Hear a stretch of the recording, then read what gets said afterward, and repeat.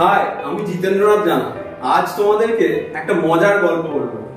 গল্পটা বলার উদ্দেশ্য একটাই, ছোট ছোট ছেলেমেয়েরা ঠিক কিভাবে শেখে। এই পদ্ধতিটার উপর সারা পৃথিবীতে অনেক কাজ হয়েছে, কিন্তু আমার মনে হয়েছে সব থেকে গুরুত্বপূর্ণ কাজটা যিনি প্রথম করেছিলেন তার নাম ম্যাডাম মারিয়া মন্তেশ্বরী। ওনার নাম আমরা শুনেছি, ওনার কাজ দেখে মনে হতে পারে উনি হয়তো একজন শিক্ষাবিদ, কিন্তু উনি প্রথাগত কোনো শিক্ষাবিদ ছিলেন না, কোনো শিক্ষকও ছিলেন না। উনি আসলে ইটালির প্রথম ডাক্তার ছিলেন। কিন্তু সেই প্রফেশন থেকে বেরিয়ে এসে ছেলেমেয়েরা বা ছোট ছোট ছেলেমেয়েরা কিভাবে শিখবে তার উপর উনি অনেক কাজ করেছিলেন। শিক্ষার উপর তার অনেক কাজ আছে। তার যেই পদ্ধতি, সেই পদ্ধতি নিয়েই একটা খুব সুন্দর গল্প আছে, যেটা তোমাদের সকলের সাথে শেয়ার করছি। ওনার যে শেখানোর খেলনাগুলো, তার মধ্যে সব থেকে গুরুত্বপূর্ণ খেলনা বা একটা খেলনার নাম ছিল পোস্ট বক্স।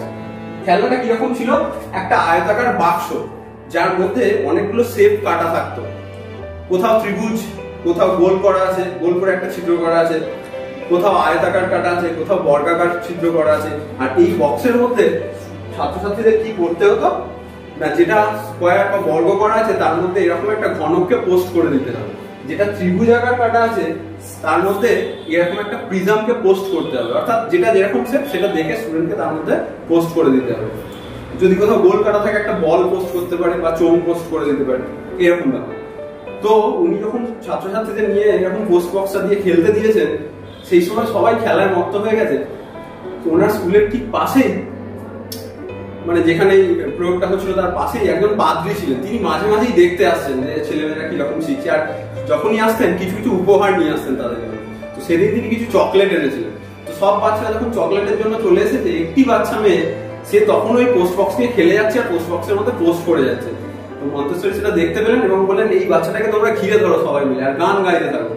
কিন্তু ওর গানের দিকেও তাকালো না। তখন পাদ্রী, যিনি মানে বিস্কুট এনেছিলেন, তো তিনি ওই বাচ্চাটির কাছে গেলেন এবং গিয়ে ওকে একটি বিস্কুট দিলেন। মেয়েটা বিস্কুটটার দিকে দেখলো, কিন্তু দেখে ওর মনে হলো যে আচ্ছা এই বিস্কুটটা সে তো আয়তাকার, ওটা না খেয়ে ওই পোস্ট বক্সের যে আয়তাকার ভাগটা ছিল তার মধ্যে ওটা পোস্ট করে দিল।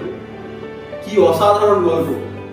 কিভাবে ছেলেমেয়েরা শিখবে হেড, হার্ট আর হ্যান্ডকে যদি এক জায়গায় করা যায়। অ্যাকচুয়ালি ছেলেমেয়েরা শিখতেই আসে, কিন্তু আমাদের পদ্ধতি হয়তো তাদেরকে শেখা থেকে অনেক দূরে নিয়ে চলে যায়। তো মারিয়া মন্তেশ্বরীর জীবনের একটা অদ্ভুত ভালো গল্প। আর একটা কথা, ভারতবর্ষের সাথে ওনার খুব ভালো কানেকশন ছিল মন্তেশ্বরী। আমাদের বিক্রম সারাভাইকে আমরা সবাই চিনি।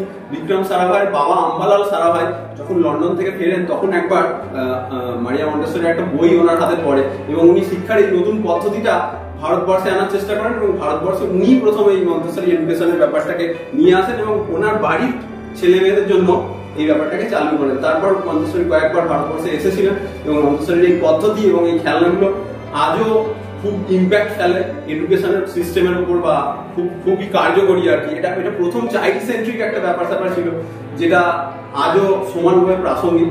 31শে আগস্ট মন্তেশ্বরীর জন্মদিন ছিল, তো সেই উপলক্ষে আমাদের মনে হলো যে এই গল্পটা সবার সাথে শেয়ার করা দরকার। তো গল্পটা কেমন লাগলো অবশ্যই কমেন্ট করে জানাবে বা জানাবেন। Thank you.